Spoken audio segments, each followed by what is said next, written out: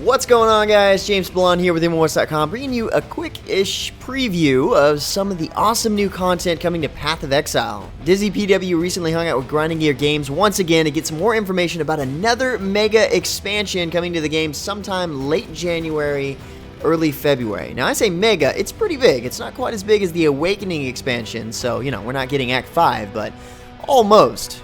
This new expansion is called Ascendancy, and it basically takes all of the awesomeness that you already know as Path of Exile and adds in gauntlet-style trap mechanics within an ever-changing labyrinth. New skill gems and weapons are added in, of course, and even entirely new passive trees to a certain extent. So during his meetup with Grinding Gear Games, DizzyPW took down some really good notes and details that I'm actually able to share with you guys, along with captured footage from the game itself. This new expansion is literally all about the Labyrinth. The Lord's Labyrinth at that, and the Trials of Ascendancy, hence the name of the expansion.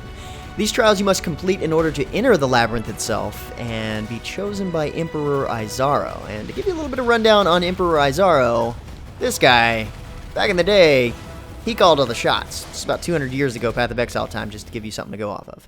But let's just say Izaro's standards were pretty high for those looking to become heir to the throne. They're not going to get it without a fight, in other words. But instead of going all Gaelic on the situation and dueling to the death like normal people would, Izaro, in his infinite wisdom, figured he would take a completely different approach in the whole thing and build a series of deadly trap-filled tombs that the worthy would have to take on one after another, sort of like the task of Hercules, to then earn a shot at completing the ultimate Lord's Labyrinth filled with basically all the same set traps in even more horrifying form.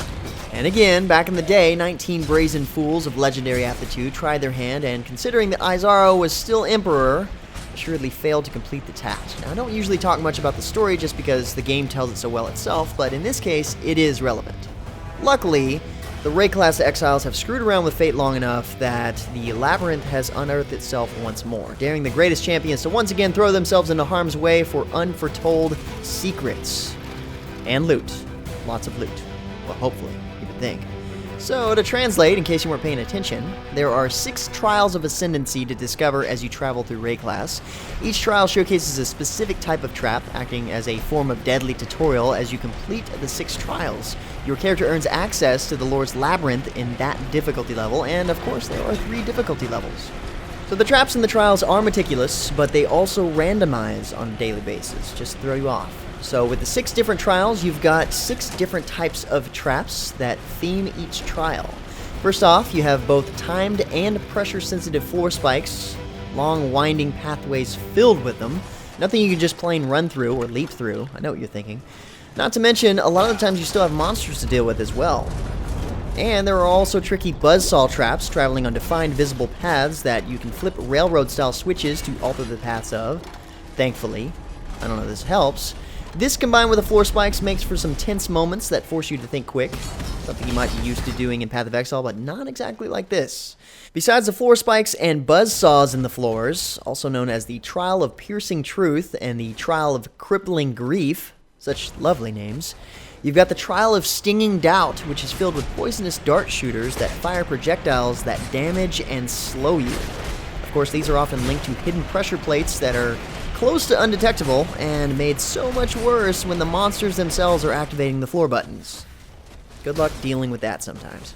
So the 4th trap type is basically the inbred fat-ass cousin of the moving buzzsaw. Here you have these nightmare-fueled Roomba-looking things that bounce off of stone sidewalks that are much bigger and still move even faster than the regular buzzsaws. Just perfect enough to ruin your day. But one could say that these fail to reach the magnificently awful level of the fire floors. In the Trial of Burning Rage, furnace traps are in areas of the ground that will heat up and cool down on cycle. Here you have to run from safe island floor spot to safe island floor spot, planning your route very carefully, of course. This gets a little bit tricky when RNGesus is displeased, as other traps may overlay portions of the fire floor to trip you up even easier. Or you might be lucky enough to face tar zombies in the process that will explode in order to slow you down. Oh yeah, and some of the monsters aren't affected by the heat of the floor, so they might just walk up and say hi. And finally, last but definitely not least, more spikes. Now, this trap really isn't that bad, in theory. Just a pillar with sort of long spikes and swords hanging off of it, spinning at a moderate rate on a visible track. Kind of predictable, not too bad. It's the way the dungeon randomly spawns them in the most inconvenient combination with other traps that can make them your absolute worst enemy. Touch one of these guys and get bounced back and forth between several more, and you will be dead before you hit the ground in the trial of swirling fear, as it's called. This is probably one of the hardest ones to work around, in my opinion, especially some of the ones that, move from ceiling to floor. So you're probably thinking, I'll just pack on some tanky gear and a ton of health potions and face tank the traps just like I would any other boss monster. Nope. Doesn't work that way. Not only is it randomized, like I said, it has 3 levels of difficulty in which the trap damage scales on a percentage base to ensure that no amount of legit gear is going to take you through it safely. Good luck. It's all about the reflexes this time, and if you die, granted you're not playing on hardcore of course, you've got to start from the very beginning of the trial. Portals can't save you here. Now the funny thing is, that's just the trials to get into the Labyrinth, where everything I just mentioned is so much worse. Turns out, old Emperor Izaro didn't just take the easy route and die in his own labyrinth. Jerks like that never really go away without a fight. And so he's back as the living embodiment of the labyrinth itself, and wants to see if you're worthy to face him in his final form, meaning that you have 3 battles with the same dude, thanks to his fancy elevator system. He knows how to make an entrance. The first battle shouldn't be anything new to veteran players, except for his statue system. 3 statues form a right triangle around the central area of the battlefield. One statue seems to give Izaro an aura of flame that burns you for being too close. One seems to let him summon skeletons, and the other, well, who knows? It sucks. Something that has to do with giving you a hard time.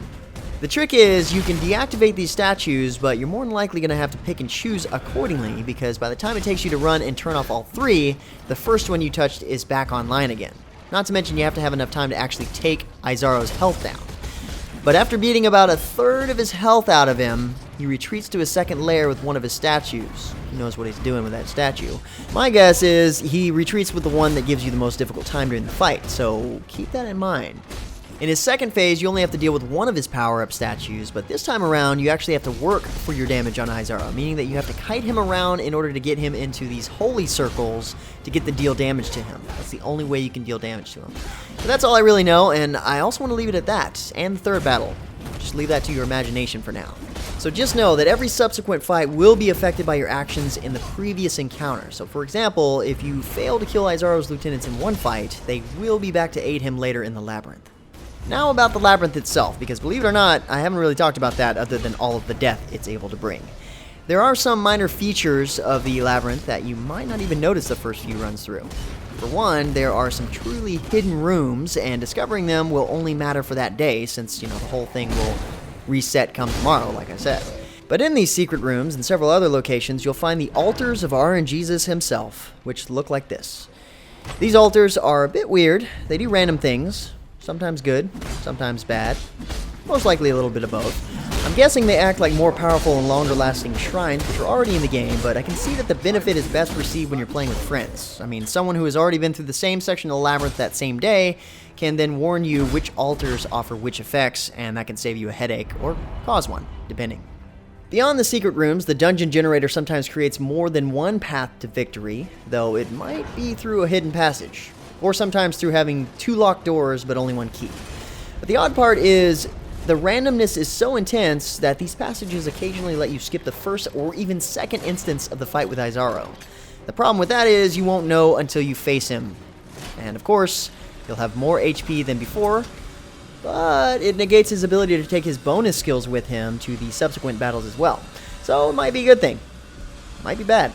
Now, of course, there isn't all of this hardcore spike-dodging, flame-leaping, map-changing, emperor-killing stuff going on for sheer joy.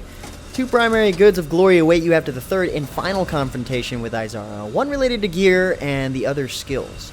The gear one is cool and simple. After completing the Labyrinth on each difficulty, you can imbue 1 piece of your equipment with a random enchantment, and it overwrites previous enchantments. Completing the Labyrinth in higher difficulty levels allow you to enchant a wider variety of items, and the enchantments trigger specific skills and effects to occur on certain conditions. Now, the great thing about this is it can make fairly common items crazy powerful if, luck is on your side. The other reward comes when you defeat the Labyrinth on normal difficulty. So, if you remember the 19 fools I said earlier tried to defeat the Labyrinth before you and failed, well, you get to harness their power. You'll be given the choice of 3 new passive trees to unlock, but even within these passive trees you'll have a hard choice to make, as between the 3 difficulties of the Labyrinth you'll only gain 6 total passive points to add, but each node will be well worth the point.